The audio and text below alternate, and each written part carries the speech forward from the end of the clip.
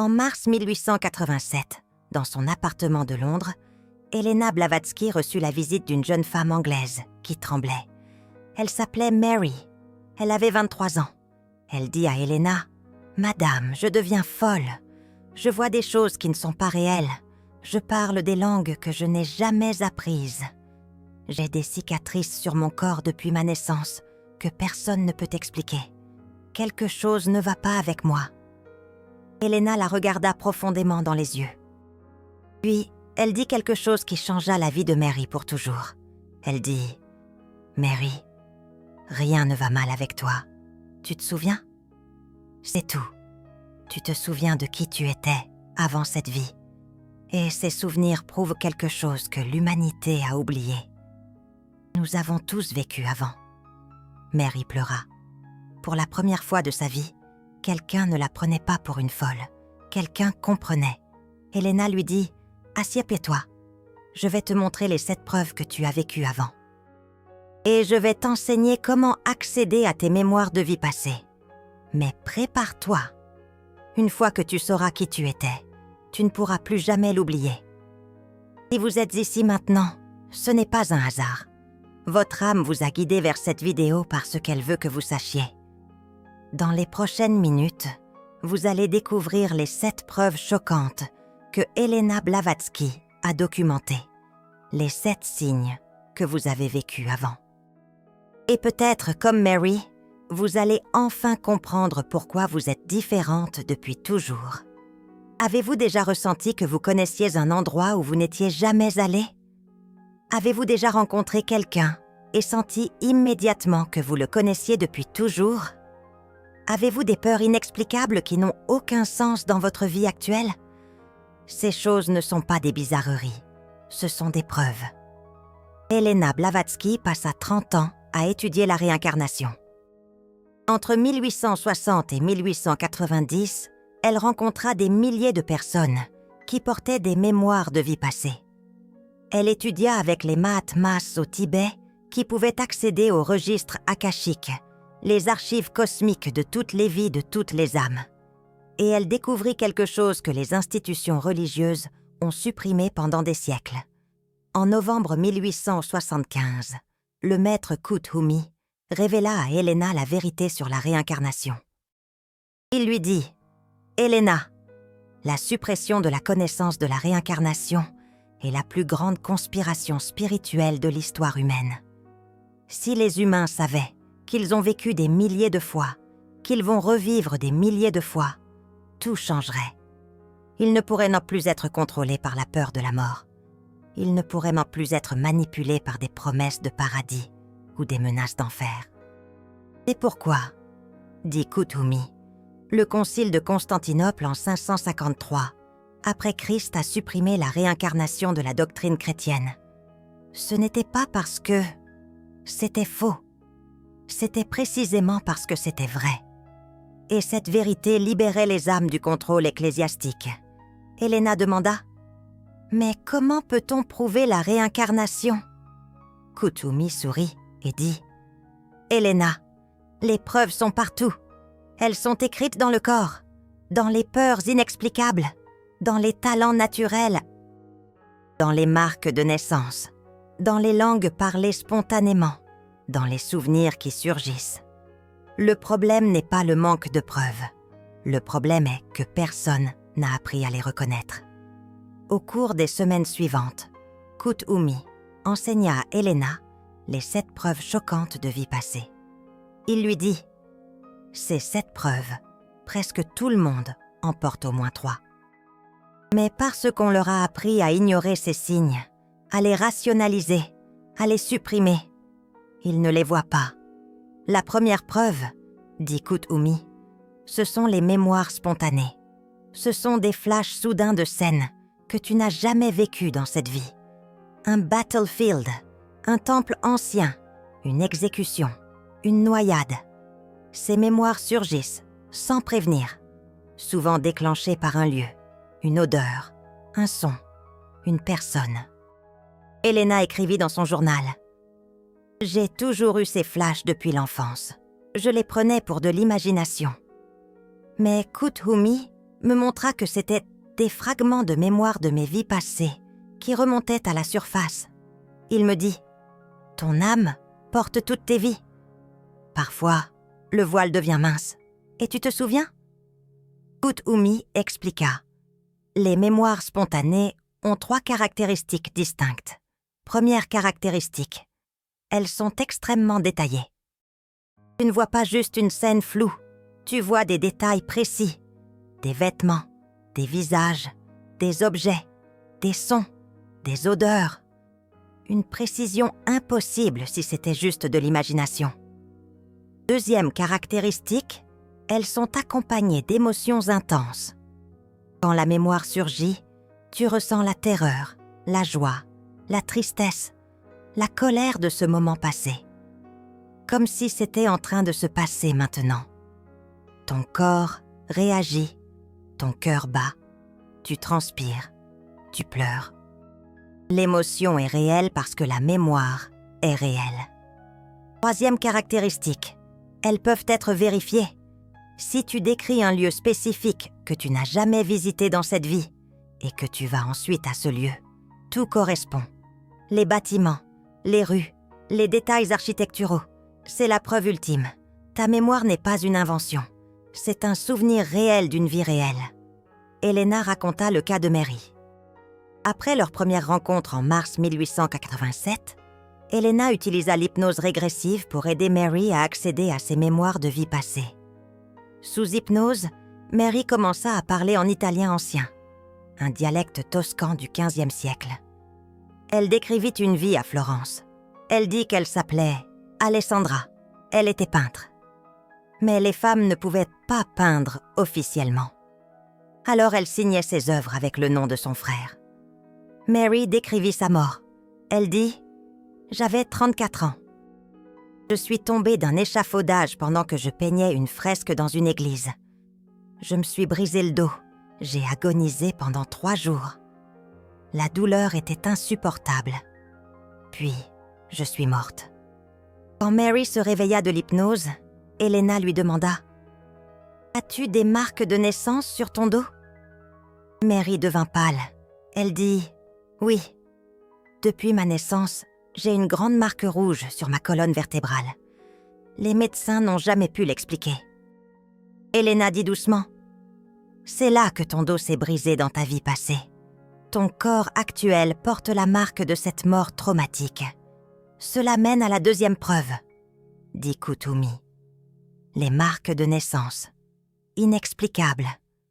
Des taches, des cicatrices, des déformations présentes depuis la naissance qui correspondent à des blessures mortelles de vie passée, particulièrement si la mort était violente ou traumatique.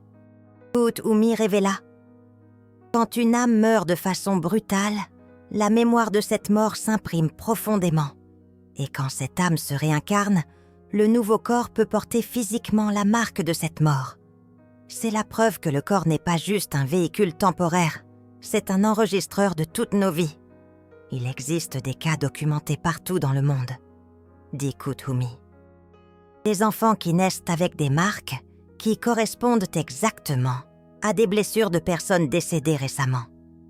Des marques en forme de balle, des cicatrices en forme de couteau, des déformations qui correspondent à des fractures. Ce n'est pas une coïncidence, c'est la preuve physique de la continuité de l'âme.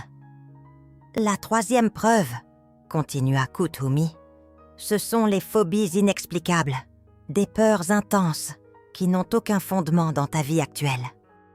Peur de l'eau sans jamais avoir failli te noyer, peur du feu sans jamais avoir été brûlé, peur des hauteurs sans jamais être tombé, peur des espaces clos sans jamais avoir été enfermé.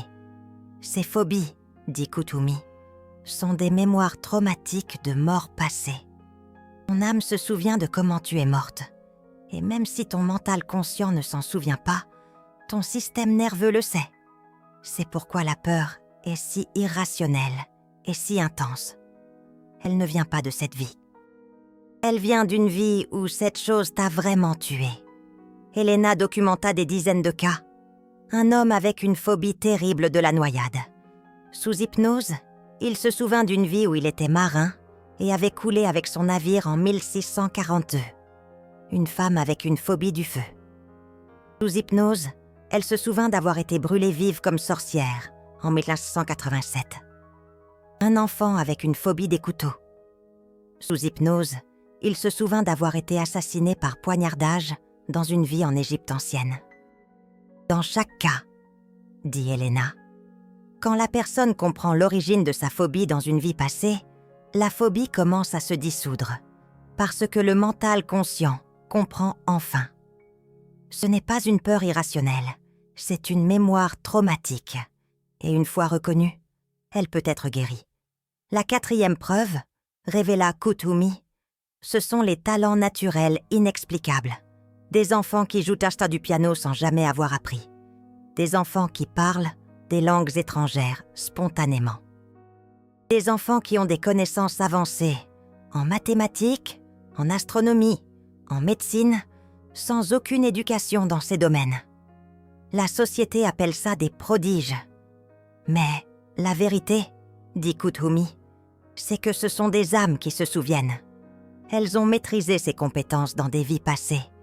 Et quand elles se réincarnent, ces compétences sont déjà inscrites dans leur âme. Elles n'ont pas besoin de réapprendre. Elles ont juste besoin de se souvenir. Elena rencontra un garçon russe de 7 ans en 1878. Il s'appelait Dimitri. Il pouvait composer de la musique complexe sans jamais avoir eu de leçon. Elena l'observa pendant des mois. Sous hypnose légère, Dimitri révéla qu'il avait été compositeur à Vienne, dans une vie passée. Il se souvenait de sa maison, de son piano, de ses compositions. Et maintenant, dans cette nouvelle vie, cette capacité était toujours là, dormante, attendant d'être réactivée. La 5e preuve, dit Kuthumi, c'est le déjà-vu profond. Pas le déjà-vu léger que tout le monde connaît, mais le déjà-vu qui te paralyse, où tu arrives dans un endroit et tu sais exactement ce qui est derrière chaque porte. Tu sais exactement où sont les rues. Tu sais exactement comment les gens vont parler. Comme si tu avais déjà vécu là. Parce que tu as vraiment vécu là. Kuthumi expliqua. Quand ton âme revient dans un lieu où elle a vécu dans une vie passée, le souvenir remonte. Pas toujours de façon consciente. Mais ton âme reconnaît. Et cette reconnaissance crée le déjà-vu. C'est ton âme qui te dit « Je connais cet endroit. J'ai été ici avant. » Elena elle-même vécut cette expérience en 1868, quand elle arriva au Tibet pour la première fois. Elle écrivit dans son journal « Dès que je suis entrée dans le monastère de Tashi Lhunpo, j'ai su. Je connaissais chaque couloir, chaque chambre, chaque statue. Comme si j'avais vécu ici toute ma vie. » Kuthumi me confirma plus tard. « Tu as effectivement vécu ici, Elena. Dans une vie passée, tu étais moine dans ce monastère. Ton âme se souvient. » La 6e preuve, révéla Kuthumi, ce sont les connexions instantanées avec certaines personnes. Tu rencontres quelqu'un et immédiatement, tu sens que tu le connais depuis toujours.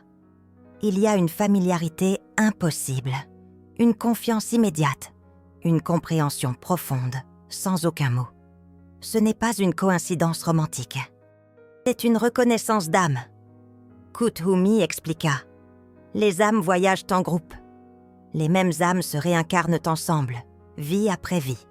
Parfois comme famille, parfois comme amis, parfois comme amants, parfois comme ennemis.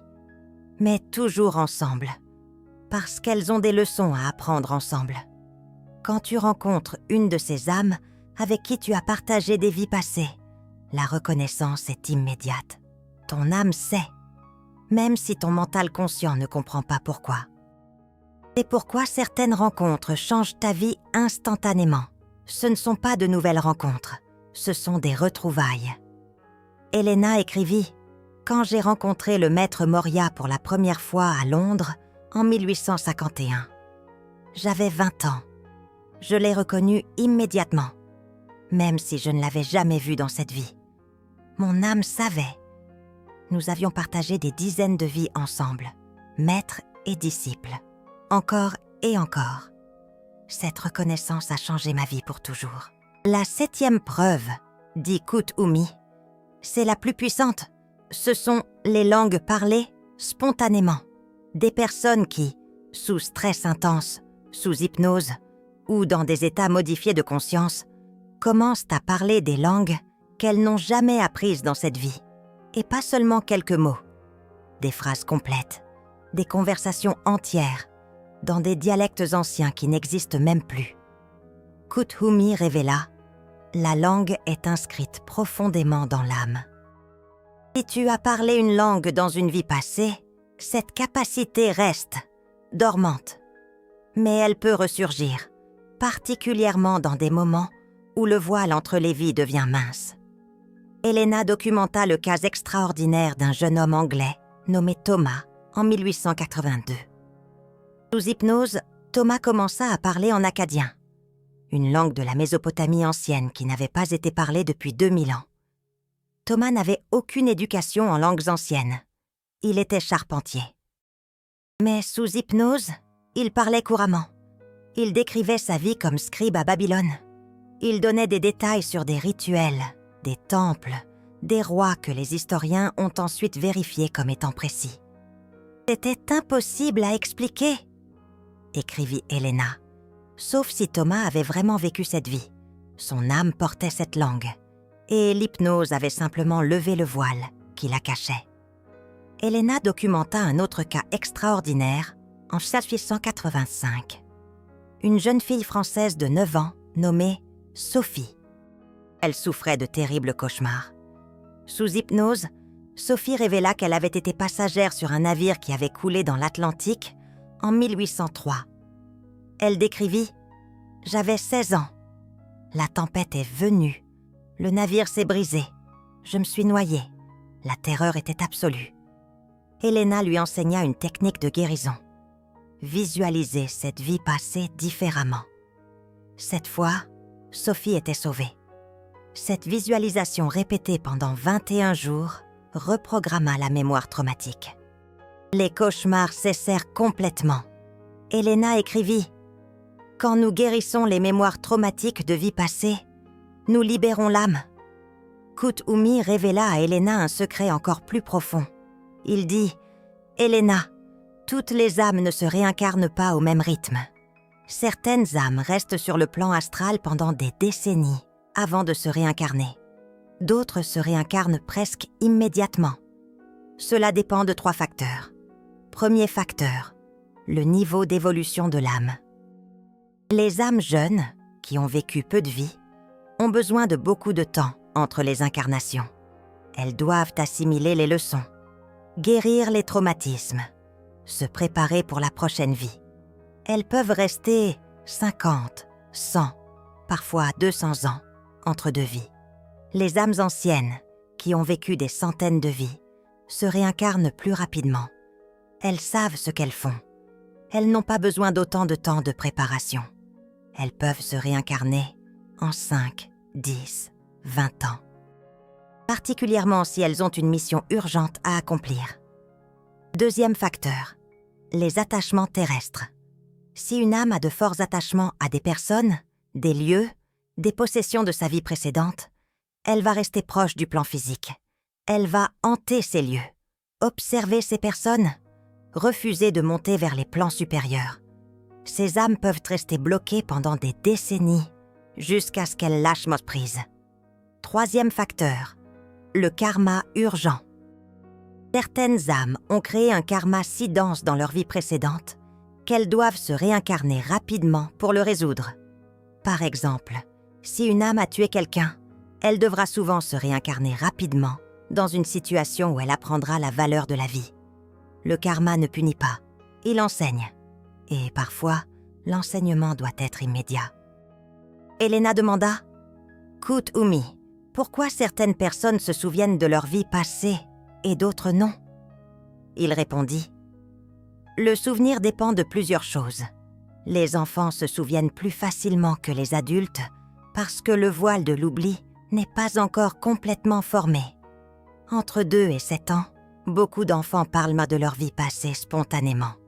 Mais les adultes leur disent d'arrêter, que c'est juste de l'imagination. Et progressivement, l'enfant oublie.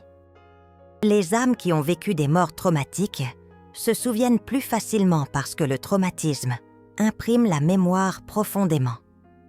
Les âmes qui ont des missions importantes se souviennent plus facilement parce qu'elles ont besoin de ces mémoires pour accomplir leur mission.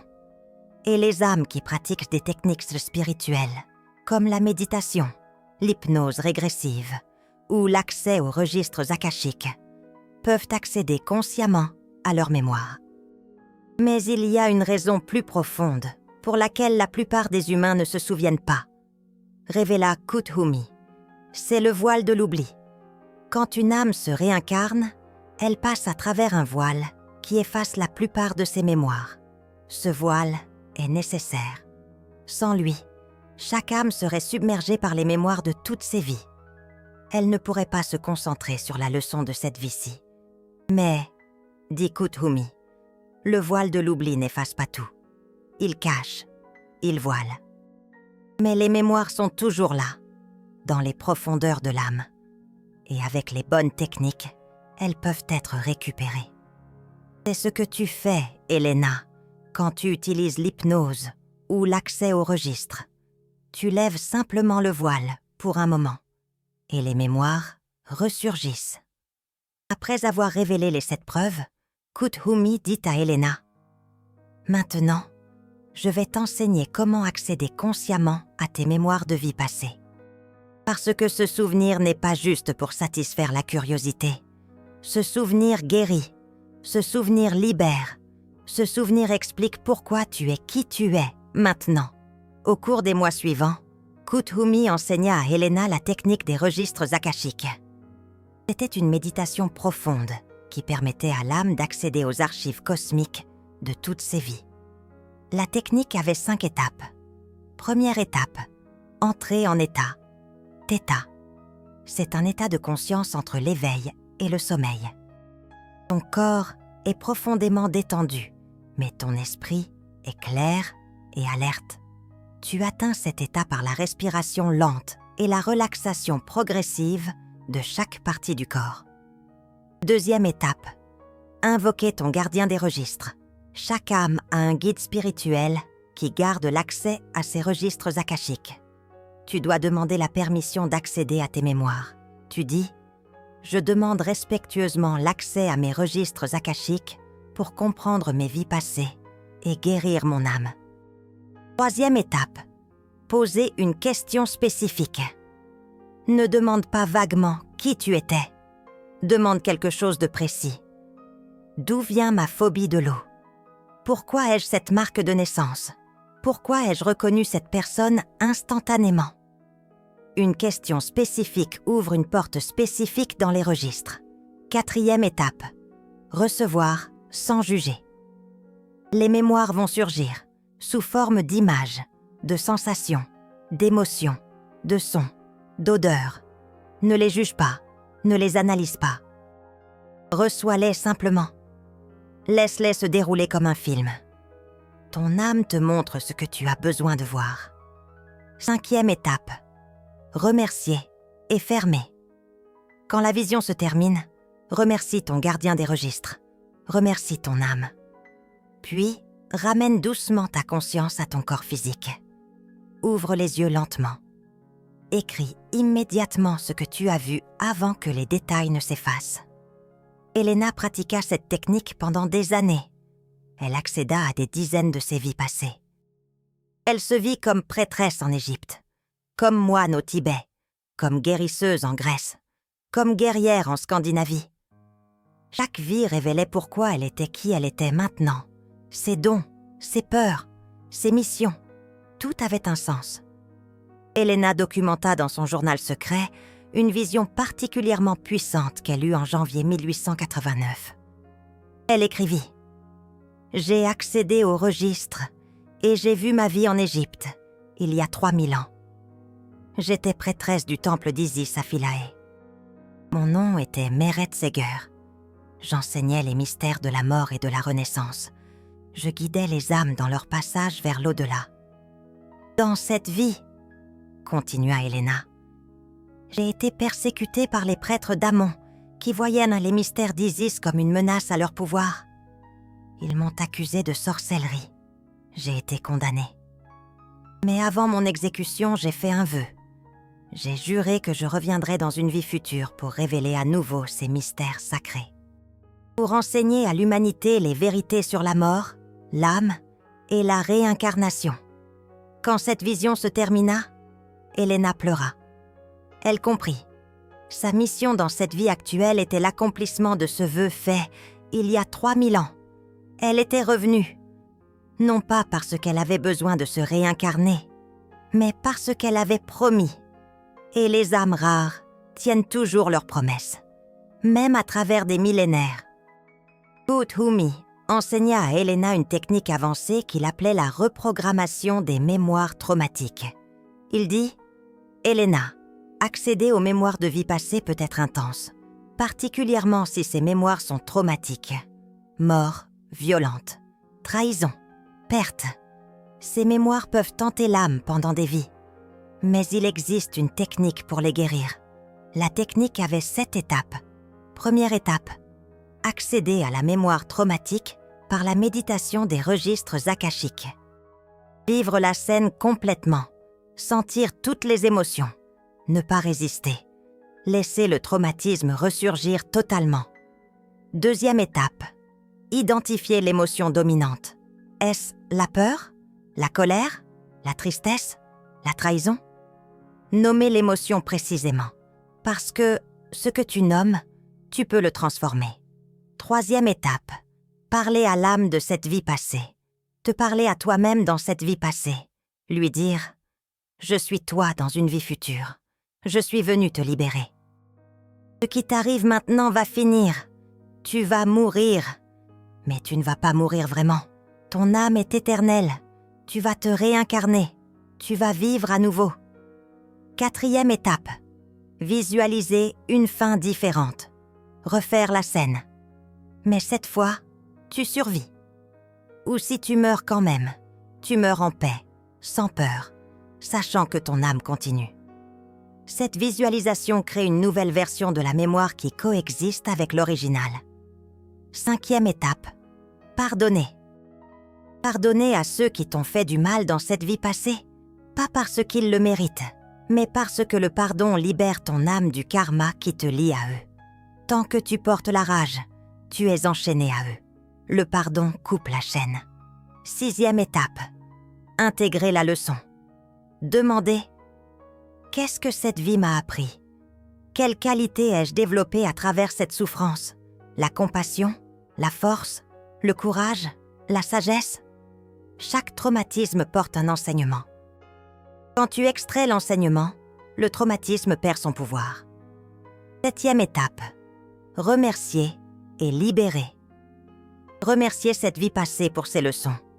Remercier ton âme d'avoir eu le courage de vivre cette expérience. Puis, libérer la mémoire. La laisser partir. Ne plus la porter comme un fardeau. Elle a servi son but. Maintenant, elle peut être relâchée. Helena utilisa cette technique sur elle-même pour guérir une mémoire particulièrement traumatique. Dans une vie passée en Scandinavie, elle avait été brûlée vive par des Vikings qui la prenaient pour une sorcière. Cette mémoire créait chez elle, dans sa vie actuelle, une peur irrationnelle du feu. Après avoir utilisé la technique de reprogrammation, la peur se dissipa complètement. Elle écrivit « Le traumatisme de cette mort a été guéri. Je peux maintenant regarder le feu sans terreur. Mon âme est libre. » En mai 1887, Helena utilisa cette technique avec Mary. Elle guida Mary à travers les 5 étapes. Et Mary accéda à ses registres akashiques. Elle vit sa vie comme Alessandra à Florence. Elle vit sa mort. Elle comprit pourquoi elle avait cette marque sur son dos. Elle comprit pourquoi elle était attirée par la peinture dans cette vie. C'était la continuation d'une passion interrompue. Mary pleura.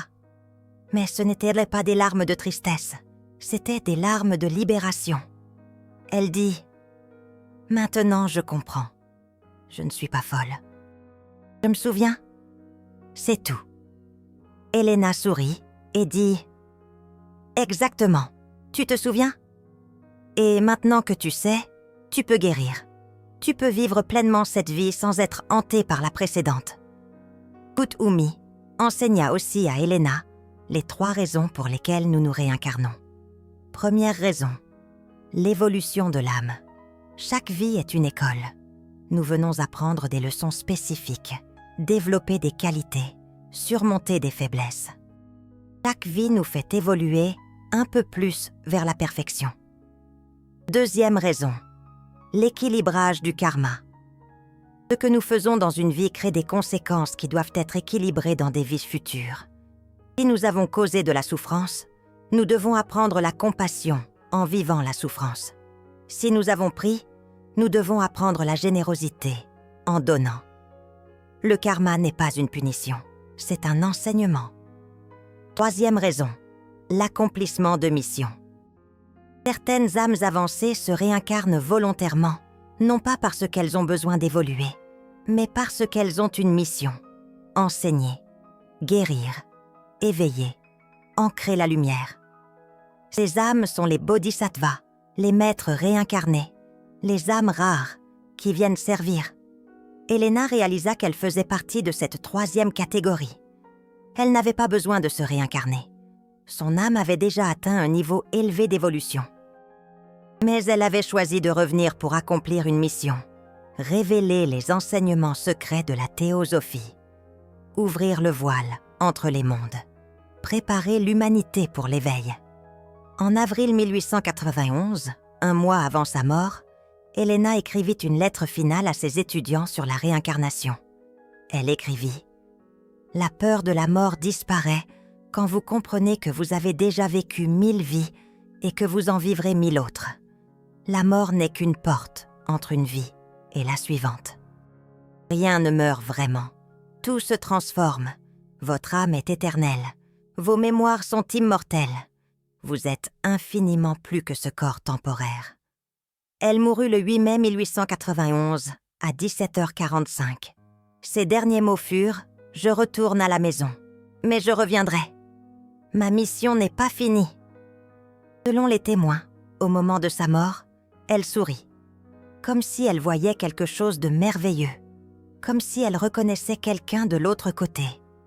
Peut-être les maîtres, peut-être des âmes qu'elle avait connues dans d'autres vies. Elle partait, mais elle savait qu'elle reviendrait. Maintenant, si vous sentez votre cœur vibrer en écoutant ces mots, vous savez pourquoi.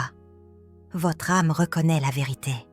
Vous avez vécu avant, peut-être des dizaines de fois, peut-être des centaines. Et les 7 preuves sont là, dans votre vie maintenant. Les mémoires spontanées, les marques de naissance, les phobies inexplicables, les talents naturels, le déjà-vu profond. Les connexions instantanées, les langues oubliées. Il y a un geste sacré que Elena appelait la chaîne dorée des âmes éternelles. C'est quand une âme reconnaît une autre âme et honore le voyage éternel qu'elle partage. YouTube a ce cœur doré-là en bas, le Super Thanks. Quand vous utilisez ce geste, vous créez un lien entre toutes les âmes qui savent qu'elles ont vécu avant. Ce n'est pas de l'argent, c'est une reconnaissance d'âme à âme. Je te vois, je te reconnais. Nous sommes toutes éternelles. Vous pouvez maintenant choisir. Vous pouvez ignorer ces preuves. Vous pouvez continuer à croire que cette vie est la seule. Ou vous pouvez commencer à explorer. Vous pouvez utiliser la technique des registres akashiques. Vous pouvez accéder à vos mémoires de vie passée. Vous pouvez comprendre pourquoi vous êtes qui vous êtes. Pourquoi vous avez ces peurs, ces dons, ces passions, ces marques. Tout a une raison. Et cette raison se trouve dans vos vies passées.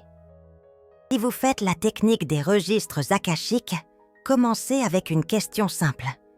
Posez une question sur quelque chose qui vous intrigue dans votre vie actuelle. Une phobie, une marque, une passion, une connexion. Et laissez votre âme vous montrer. Elle sait. Elle a toujours su. Elle attend juste que vous demandiez. Vous avez vécu avant. C'est la vérité que les institutions ont supprimée. Mais maintenant, le voile se lève. Maintenant, vous pouvez savoir. Maintenant, vous pouvez vous souvenir. Et quand vous vous souviendrez, vous ne serez plus jamais la même. Vous comprendrez que vous êtes éternel, que cette vie n'est qu'un chapitre dans une histoire infinie, que vous avez tout le temps de l'univers pour évoluer, apprendre, devenir. Écrivez dans les commentaires quelle preuve résonne le plus avec vous. Avez-vous des mémoires chires spontanées? Des marques inexplicables? Des phobies qui n'ont aucun sens? D'autres âmes ont besoin de lire votre témoignage. Elles ont besoin de savoir qu'elles ne sont pas seules, que nous sommes toutes des voyageuses éternelles sur ce chemin infini de l'évolution de l'âme. Vous avez vécu avant. Vous vivrez encore.